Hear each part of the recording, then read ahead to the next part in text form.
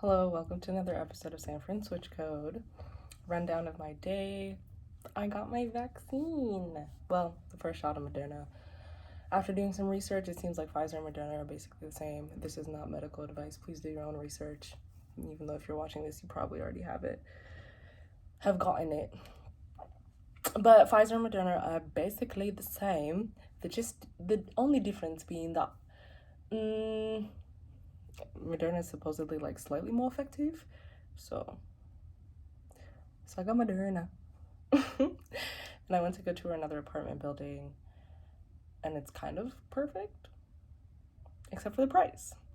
So the first apartment that I toured that I fell in love with earlier this week, ooh, time be flying.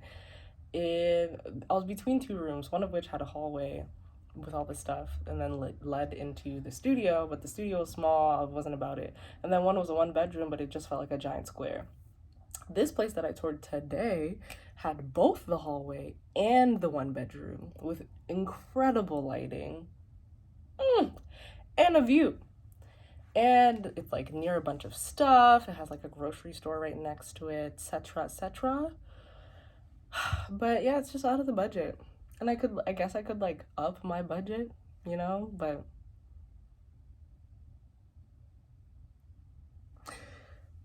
I don't know. I don't know how to do this. I don't know, which is so dumb because I literally used a spreadsheet to decide to live in Houston and then moved to a city that I had never lived in or didn't have family in, and it ended up being the perfect place for me. So clearly I know how to move.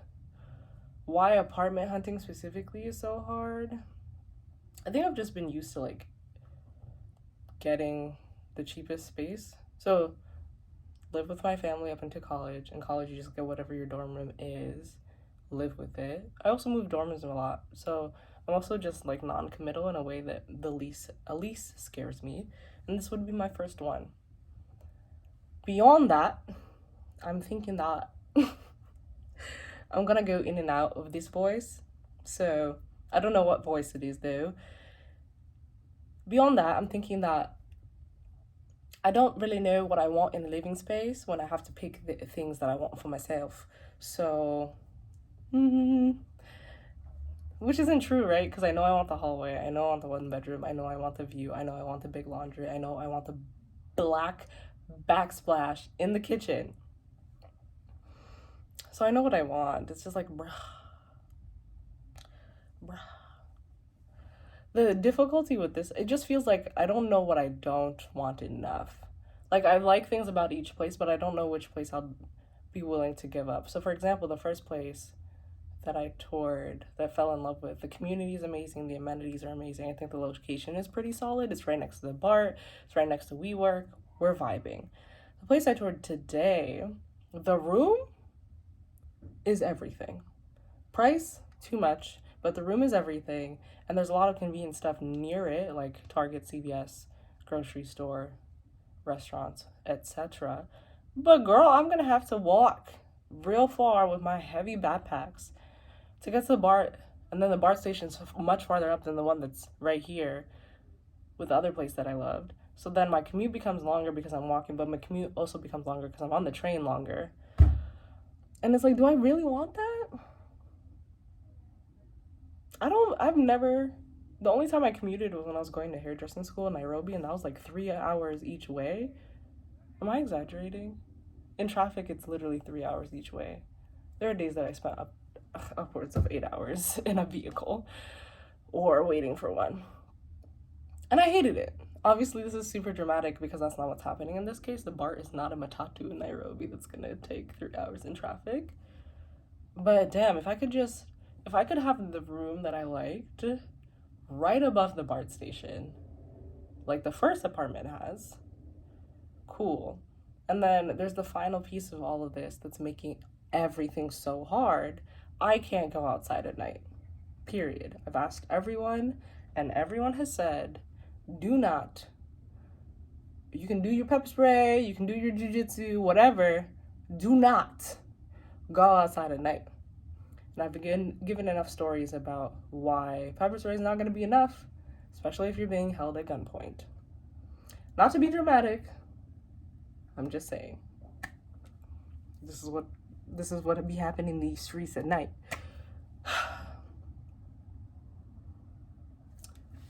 And, honestly, WeWork not being open on weekends or evenings, kind of. I don't know if that makes my life easier or harder. Because it makes my life easier in that, cool, if it's only open 8 to 5, I don't have to worry about staying in there until 11:30 trying to get work done by myself and then walking out in these streets with all my belongings and getting robbed. Even though it's literally a 2-minute walk. It's 2 minutes too long in an unsafe street. So,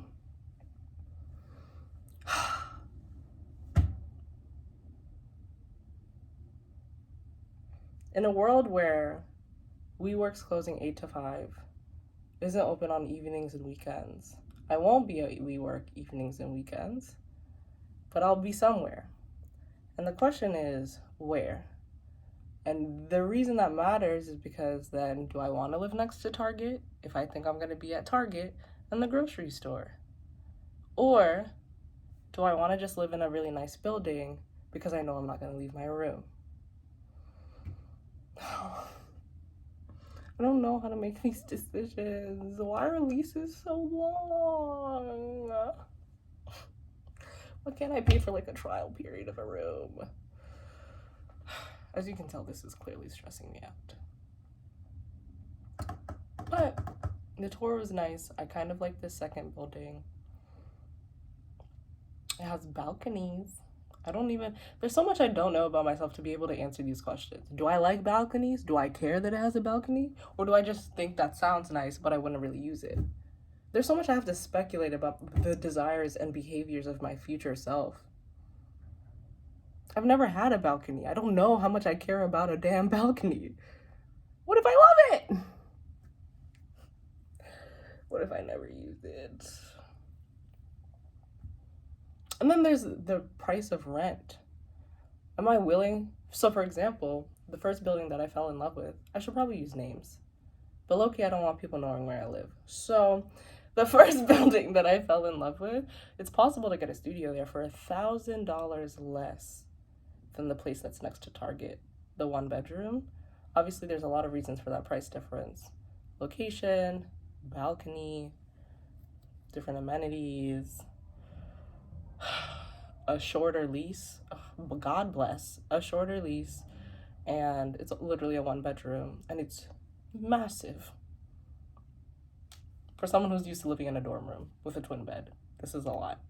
We're talking king beds in my room now? Girl. All I know is I don't know myself. That's what this has revealed. I don't know myself enough to know if I care about a balcony, if I care about the commute, if I care about what I'm doing on the evening, care about what I'm doing on the weekends. Do I care about living next to Target? Do I need to be that close to the grocery store? Like, I was gonna try and get into cooking. If I get into cooking, I probably, oh crap, I forgot to get stuff from the grocery store. Oh my God. Anyway, the grocery store right there might be real nice, But my current history is I just be in my room. But what if this is a turning point? And my current history is not my future. I'm about to be cooking, so I need to be next to a grocery store. I'm about to be out and about in these streets. I'm not going to be in my rooms evenings and weekends. So I shouldn't be downtown where everything dies evenings and weekends because the whole situation is set up for office hours. Business hours.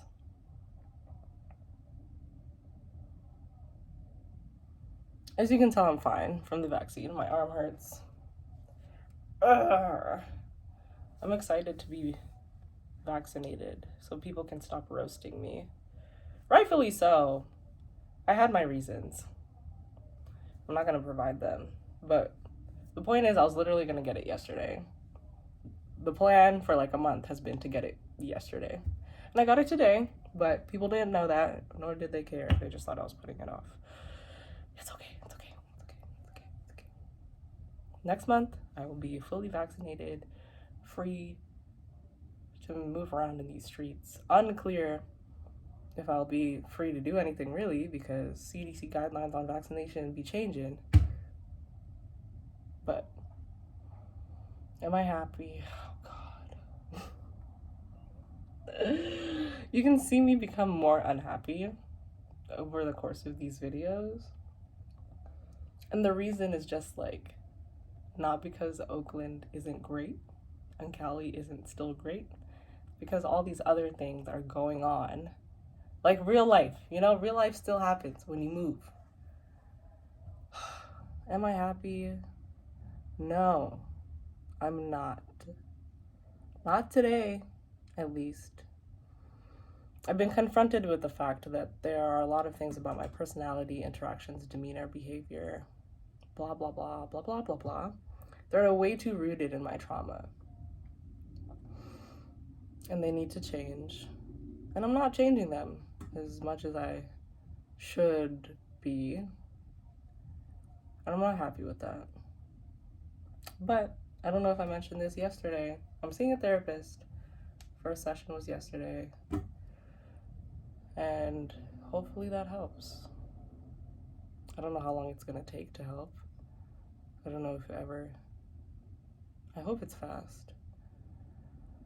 God, I miss my old therapist. He worked really fast. He did ISTDP, which is intensive psychodynamic. TDP. Intensive short-term psycho TDP. Intensive short-term ISTPD? Psychodynamic. Girl, I don't know. It's basically the first three letters say intensive short-term. So that stuff worked and it worked fast. Whew, it was hard, but it worked fast. And now it's like, I'm unsure if I'm entering a relationship with a therapist where it's mostly like, just talk. Woohoo. Which is great. Helps me. So lovely to have an objective third party to talk to. Nonetheless, I ain't got all day, bro. I'm really trying to move on from my trust issues and a million other things as quickly as possible so that my relationships can flourish and I can thrive. You know? Am I fulfilled?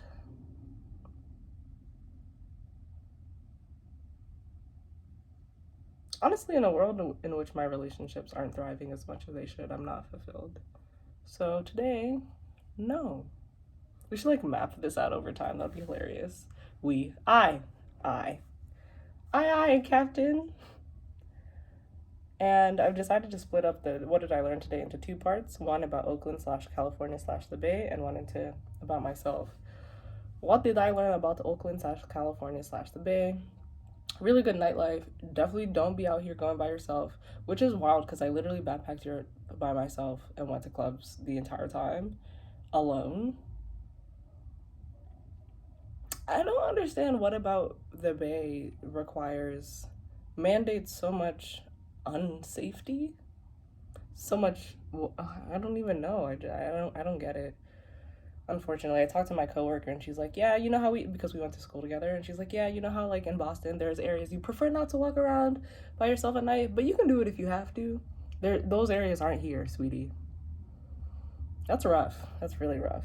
So what I learned is confirmation that I can't go out at night, confirmation that there are a lot of good things to do at night, confirmation that you need a friend group to do it with, because you can't be walking out here by yourself. Whew. I guess more incentive to make friends and make them fast. Where do I make them? Where are they manufacturing friends?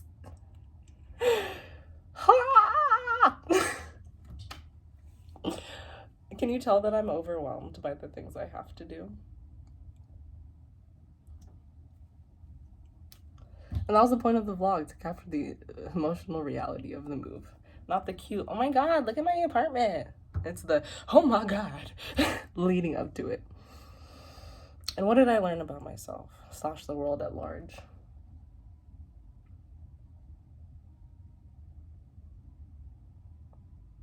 I learned that I have a long way to go.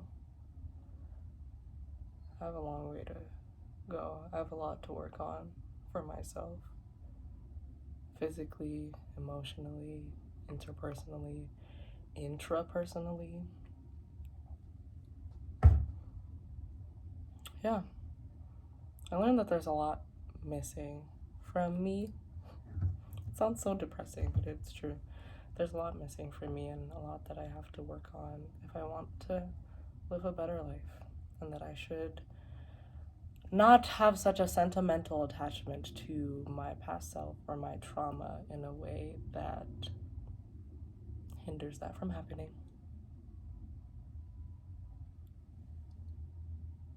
Woohoo! Go to therapy, y'all. Bye.